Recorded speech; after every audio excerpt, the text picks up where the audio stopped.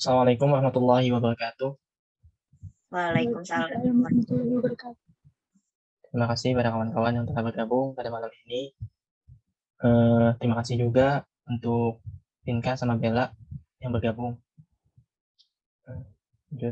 Malam ini kita mau diskusi mengenai isu vaksinasi. Nah, ada baiknya dari saudara Vinka sama Bella mengenalkan diri dulu. Dari kampus mana, sama nama lengkapnya siapa? Silakan.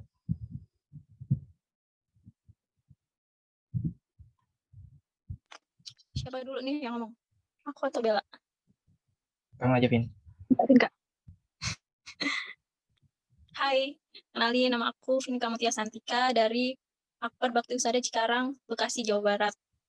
Tapi tempat tinggal aku aslinya di Lampung. Udah cukup. Lanjut, Bella. Ya, Assalamualaikum. Perkenalkan, nama saya Nabila Enke Junior dari Akademi Bakti Usada Cikarang, Jawa Barat, jurusan Kebidanan. Bisa dipanggil Nabila.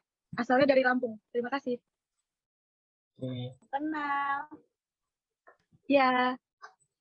Mungkin selanjutnya dari Widiani aja. Perkenalan. Ya.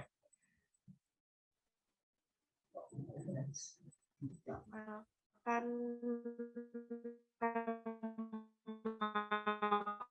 Uyani dari UMBJM. Lanjut, Syifa.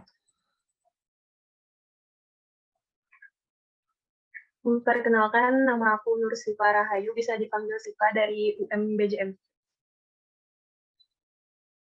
Ya, lanjut. Halo, kenalkan nama aku Nia Astuti dari S1 Farmasi semester 5 dari Universitas Muhammadiyah Banjarmasin.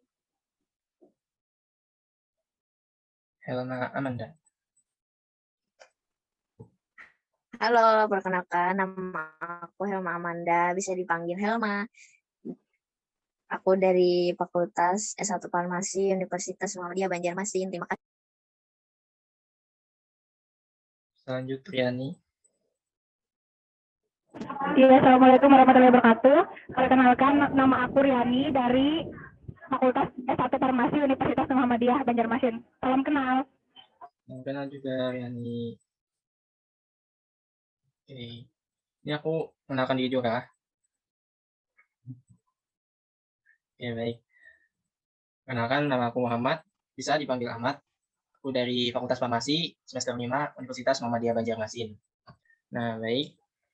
Tanpa memperpanjang waktu, langsung saja kita masuk pada diskusi malam ini. Untuk pertanyaan pertama mungkin bisa dari Widiani dulu.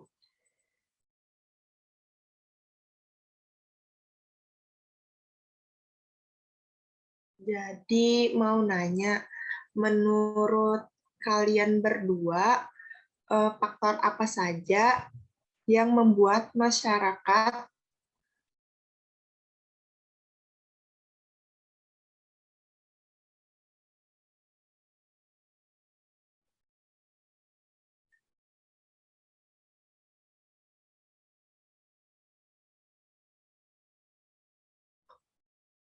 enggan melakukan vaksinasi? Terima kasih.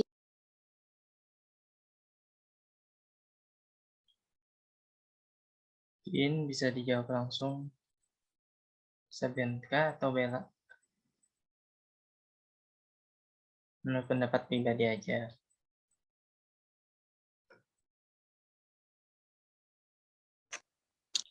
Oke, aku dulu ya yang jawab ya. Kalau menurut dari aku sendiri ya, dari pribadi sih, banyak faktor sih kenapa masyarakat enggan melakukan vaksin. Bisa dari karena efeknya, mungkin takut karena efek vaksin. Banyak kan efek vaksin, misalnya demam atau mungkin sakit kepala. Dan mungkin kurang pemahaman, kurang terpaparnya informasi tentang kegunaan vaksin itu sendiri. Gitu sih menurut aku. Cukup. Oke, baik, terima kasih Vinka. Baik, lanjut untuk dari Bella gimana pendapat pribadinya? Siapa aku ya? Ya, ada lagi.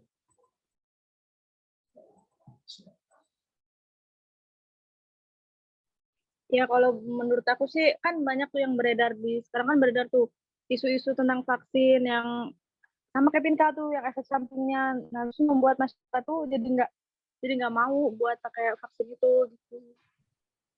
Terus kan terus banyak ya berita yang kayak vaksin itu bisa menyebabkan kematian gitu. Terus kan gitu, jadi masyarakat tuh nggak mau untuk pakai vaksin, jadi mereka tuh takut gitu. Itu aja sih, terima kasih. Oke, baik. Terima kasih untuk tanggapan dan pendapatnya. Lanjut untuk pertanyaan kedua, mungkin bisa dari Saudari Nia. Silakan. Ya, terima kasih Ahmad. Jadi kayak gini kan Kak, sebelumnya ya kita diskusi santai aja lah menurut pendapat masing-masing. Nah, jadi sebelumnya kami tuh kami sih maksudnya aku sendiri pernah dengar kayak gitu, ada kalaunya vaksin dosis kedua itu kan diberikan terlambat, mungkin sering aja nih terdengar karena kemungkinan stok dosis vaksin keduanya tidak ada kayak gitu. Tapi aku juga pernah dengar kalau misalnya pemberian dosis kedua itu malah dipercepat dari rentang waktu yang seharusnya. Misalnya kan kayak yang kita tahu bahwa kayak Sinovac kan 28 hari nih. Terus ada Astra ya yang 3 bulan. Nah, aku pernah dengar isu kayak gitu kalau adanya pemberian dosis kedua untuk vaksin Astra itu malah lebih dulu kayak 1 bulan aja gitu. Jadi menurut pandangan kakak-kakak sekalian nih tentang dipercepatnya pemberian dosis kedua tuh bagaimana? Oke, terima kasih pada Nia yang sudah mengajukan pertanyaan. Bisa langsung dijawab. Tuh, Vinka bisa atau Bella? Aku boleh? Oke, silakan. Ya kan katanya tuh tadi lebih cepat dari jadwal seharusnya ya? Iya. Nah, itu kan sama aja kayak dia pemberian suntik KB yang selanjutnya. Itu kan harusnya misalkan tanggal 5 dia harus kunjungan atau harus disuntik suntik dosis kedua. Tapi di jadwalnya kan biasanya tuh tanggal 1 atau tanggal 23 kan. Nah, itu fungsinya buat apa? Karena biar mereka tuh udah lupa. Kan biasanya kan misalnya sesuai jadwal tuh tanggal 5. Nanti mereka lupa. Oh iya harusnya tanggal 5, tapi mereka datangnya tanggal 7. Kan lebih baik mundur daripada dia lebih gitu kan. Jadi kan misalnya efektivitasnya tuh sampai tanggal 5, tapi dia suntik dosis keduanya tuh tanggal 3 misalnya ya, dijadwalkannya. Paham nggak?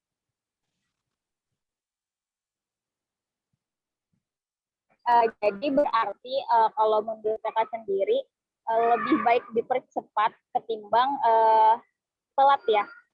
Iya. Karena kan kita lebih baik mencegah kan. Jadi lebih baik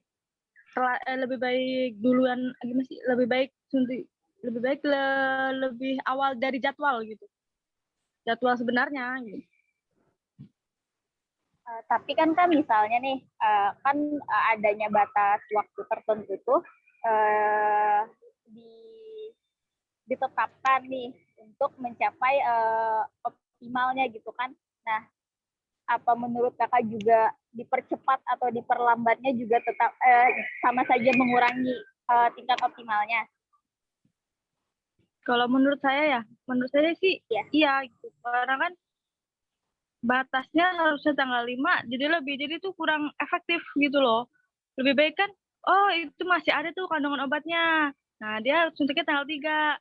Oke, nggak apa-apa. Tapi kalau misalnya terus obatnya udah habis, misalnya tuh efektivitasnya udah selesai dari tanggal 5, terus dia suntiknya tuh tanggal 7. Kan dia mengurangi gitu. Jadi tuh nggak efektif gitu suntikannya. Paham nggak? Iya, paham. Terus kalau menurut kakak kan ini jadinya tidak optimal. Dipercepat atau diperlambatnya kan sama-sama menimbulkan yang tidak optimal, yang diharapkan kan. Nah, misalnya seperti itu tuh kalau menurut kakak apakah ada efek yang apa ya, resiko yang besar gitu terhadap tubuh kita karena tidak optimal? Kalau menurut saya pribadi sih tergantung vaksinnya ya. Kalau misalnya vaksin yang efeknya cuman, kan yang paling parah tuh efeknya Astra kan.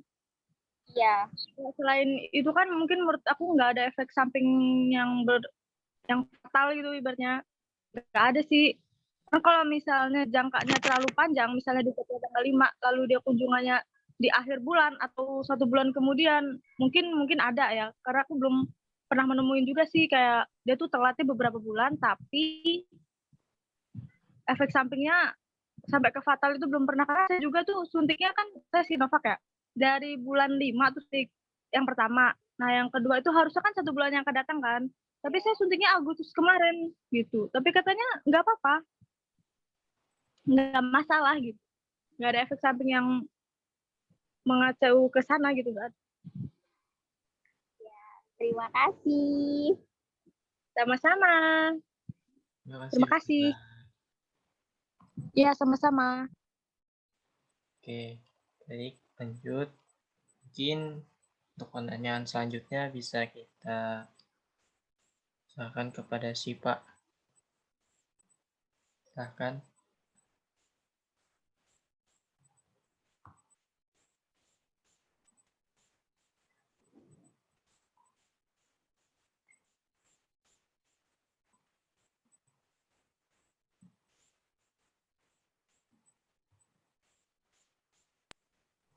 Sipa.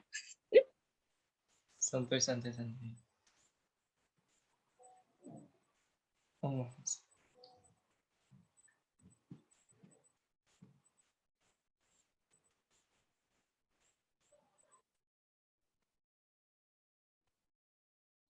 oke, karena mungkin dari Sipanya ada gangguan teknis, mungkin bisa dari Riani. Silahkan. Oke, izin masuk.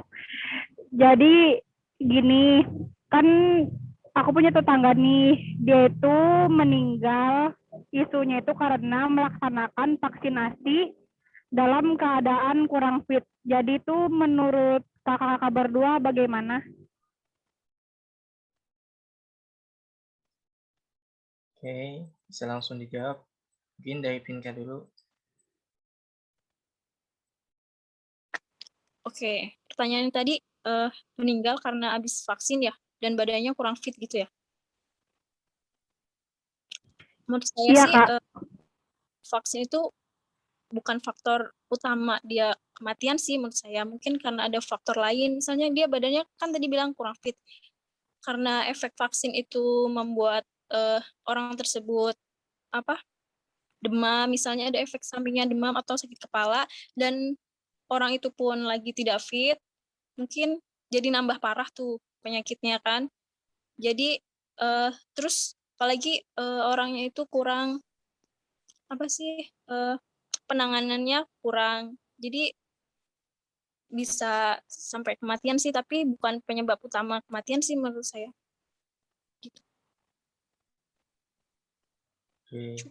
Tapi gini Kak, izin menyanggah lah Kak. Jadi dia ini nih awalnya sehat, kayak ibaratnya nggak ada kayak punya penyakit lain, karena maksudnya bukan penyakit yang kayak bawaan kayak misalnya penyakit jantung atau apa, cuman karena mungkin demam itu langsung menimbulkan efek yang sampai meninggal dunia. Itu kayak gimana? Berarti yang disalahkan ini nih bagian orang yang menyuntiknya langsung kah, atau karena individunya sendiri nggak ngomong karena dia kurang fit kayak gitu? Bisa juga sih dari orang itu, kan waktu vaksin kan ada screening ya. Nah screening itu kan harusnya dia jujur tuh bilang kalau emang lagi nggak enak badan atau emang kurang fit atau darahnya naik. Harusnya dia jujur sih waktu di screening. Itulah gunanya screening di vaksinator.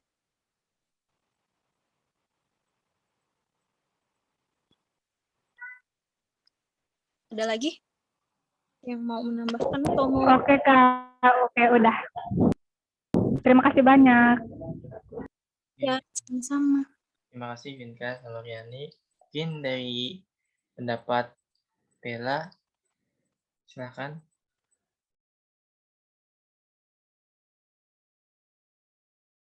Maaf, boleh diulang pertanyaan nggak? Soalnya tadi lagi di belakang. Oke. Gimana Riani, bisa diulang nggak?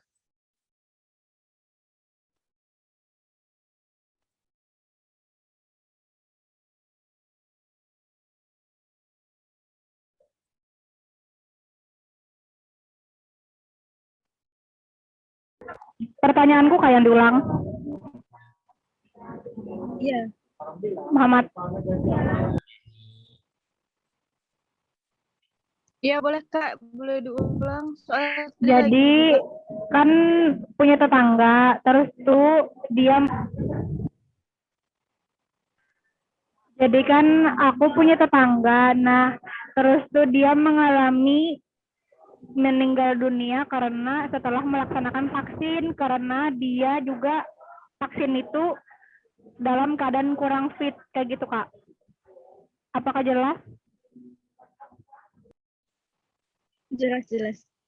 Oke, jadi itu tetangga kakak punya mau vaksin.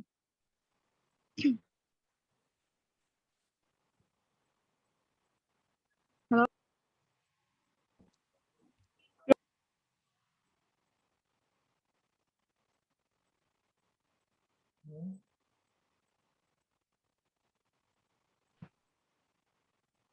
Kita tunggu dulu.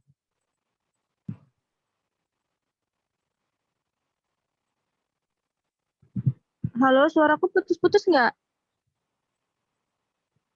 Tadi Iya kayak Kak. Iya Kak, putus.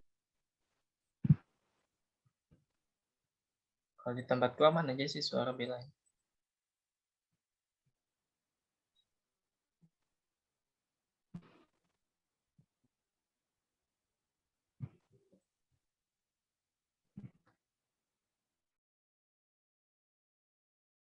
Gimana Bel? Bisa dilanjutkan?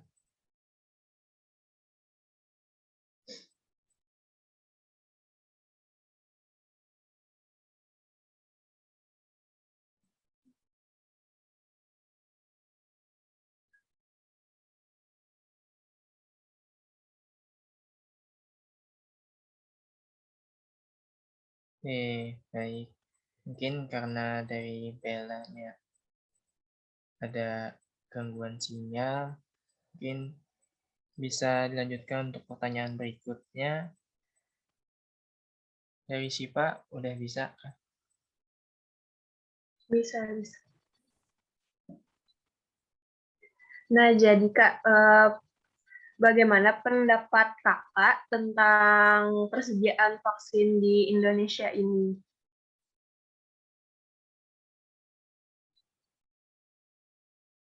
Oke. Bisa langsung dijawab.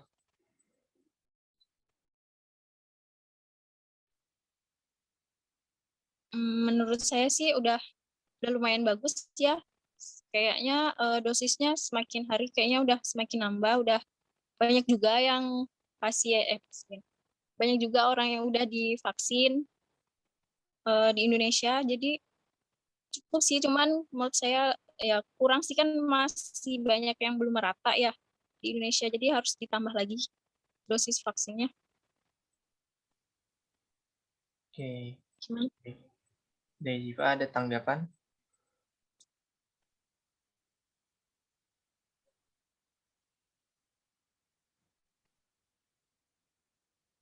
Dari Sipa ada tanggapan kah?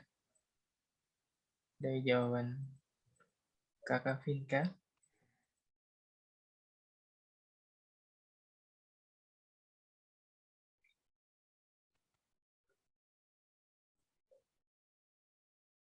Mungkin tidak ada ya. Baik, untuk pertanyaan lanjutnya mungkin langsung dari aku sendiri nih. Nah, menurut nih mungkin pertanyaannya berhubungan juga dari Sipa tadi.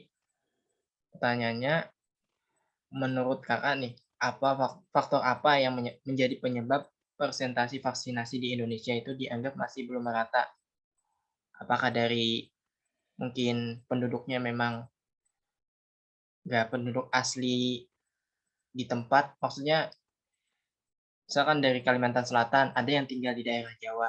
Apakah itu merupakan faktor yang menjadi penyebab dikatakannya persentasinya itu kurang merata? Mungkin bisa langsung dijawab.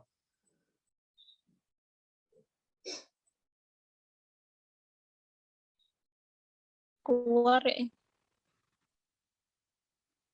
Bella nggak ada ya? Ya, Bellanya nggak ada. Oke. Ini menurut pendapat saya ya. Kalau vaksinasi belum merata sih, menurut saya banyak faktor. Banyak banget faktornya, terutama yang disebutin sama Kakak Muhammad tadi. Ya mungkin karena apa tadi bilangnya? Karena berbeda tempat gitu ya. Banyak sih faktornya menurut saya sih, dari stok vaksinnya itu sendiri. Stok vaksin di Indonesia biasanya kan isu-isunya banyak sih yang kehabisan dosis vaksin, kehabisan dosis yang kedua gitu kan.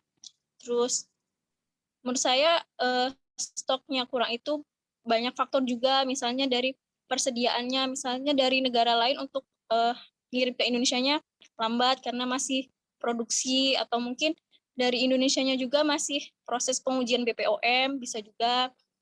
Terus menurut saya kan vaksinasi ini targetnya kan prioritas ya, prioritas khususnya buat kesehatan masyarakat. Misalnya prioritas maksudnya di sini misalnya provinsi A dan B banyak pasien, banyak orang positif itu, misalnya provinsi A, maka yang diprioritaskan dulu itu pasien yang A, provinsi yang A, karena banyak yang positif. Nah itu kan jadi tidak merata, makanya provinsi B belum merata karena prioritaskan dulu yang banyak orang yang positif. Terus bisa juga karena tempatnya, misalnya di Indonesia kan ibu kotanya Jakarta. Nah, otomatis vaksin itu datang dari luar negeri kan ke Jakarta dulu, ke ibu kota ya.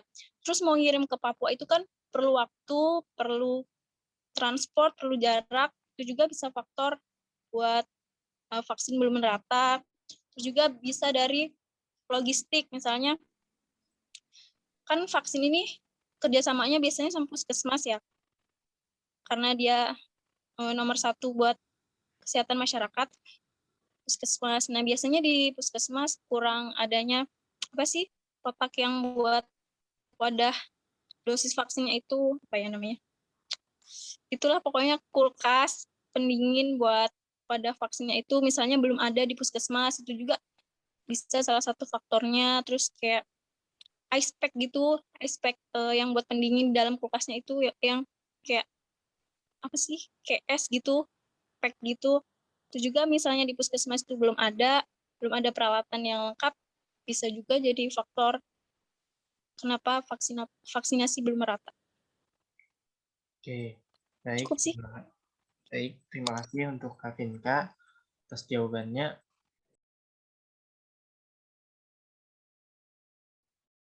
Nah, untuk sesi kedua ini mungkin untuk pertanyaan dari Helma, silakan.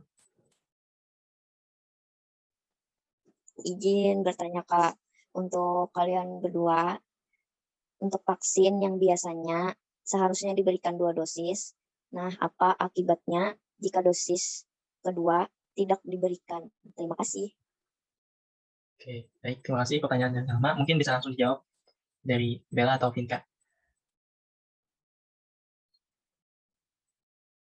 Silakan. Yang jawab soalnya sebenarnya susah, hujan di sana. Oke. Oke, menurut saya jika dosis kedua atau dosis ketiga ya, kan sekarang ada dosis ketiga juga ya vaksin. Kalau tidak diberikan, menurut saya efeknya sih, kalau efek kronik yang bahaya gitu menurut saya nggak ada ya. Tapi lebih ke antibody kan, tujuan pemerintah dilakukan vaksin kan tujuannya pertama untuk mengurangi angka kesakitan dan kematian, terus membentuk antibody. Jadi kalau dosis kedua dan ketiga tidak diberikan, menurut saya sih kayak antibodinya kurang optimal gitu untuk melawan virusnya. Kalau efek yang kronik sih menurut saya nggak ada sih, cuman kurang optimal aja antibody itu. Cukup. Oke, gimana Helma? Ada tanggapan? Ya, sip, cukup dah. Terima kasih. Ya, sama-sama. Oke, terima kasih kepada Vinka sama Bella. Oke, dari kedua. Mungkin dari Vinkanya mewakili ya, ucapan terima kasihnya dari kami semua. Nah, aku harap untuk pertemuan kali ini bukan sekedar diskusi apalah, mungkin bisa dilanjutkan WA atau butuhkan IG atau gimana, saya silahkan. Mungkin dari Nia ada tambahan? Tambahan apa nih? Apa aja, santai aja kita. Kayaknya cukup sih. Ayo kalau membahas tentang masalah sudut pandang kita sebagai tenaga kesehatan ini kan ada ya apapun itu masalah apapun yang ada bakal ada ujungnya gitu. Kalau balik lagi karena kita kesehatan, sama-sama kesehatan gitu. Jadi ada baiknya kayak tuh karena saling mendengarkan pendapat dari sudut pandang tenaga kesehatan lainnya gitu. Diskusi-diskusi kayak ini sebenarnya malah jauh lebih penting loh karena kita tuh bisa lebih tahu kayak tuh dari pengalaman maksudnya dari pengetahuan orang lain yang ada sekedar dari kita aja gitu. Terlebih lo kayak misalnya narasumber kita sekarang ini kan berada di kota yang lebih besar, ruang lingkupnya juga lebih besar, pengetahuannya mungkin jauh lebih banyak, ada sesempit kita di sini kayak tuh. Ya, jadi itu aja sih. Makasih banyak juga karena sudah mau meluangkan waktu, gasan diajak berdiskusi. Mungkin sekedar itu sih. Makasih banyak. Oke, terima kasih nih ya. Iya, Mungkin dari Widiani, kalau ada yang disampaikan silahkan. Cukup aja, mau bilang terima kasih aja. Santai, relax. Dari Siva, mungkin silahkan. Kalau ada yang disampaikan.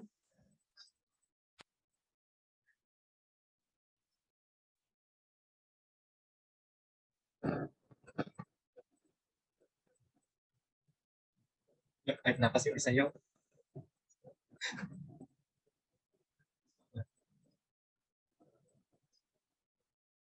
Oke, dari Siva bisa mic-nya ya. Dari Hilma mungkin, nah kan.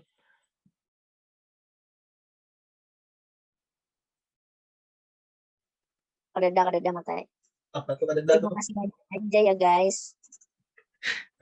Dada tuh apa? Mungkin mau bilang makasih untuk kakak-kakak teman-teman yang meluangkan waktu malam ini membantu tugas kami. Oke, sama-sama ya nih. Ya, kakaknya lah yang bantuin kita. Ya, terima kasih. apa-apa, sering-sering aja sharing kayak gini, berbagi pengalaman, nggak ngerepotin kok.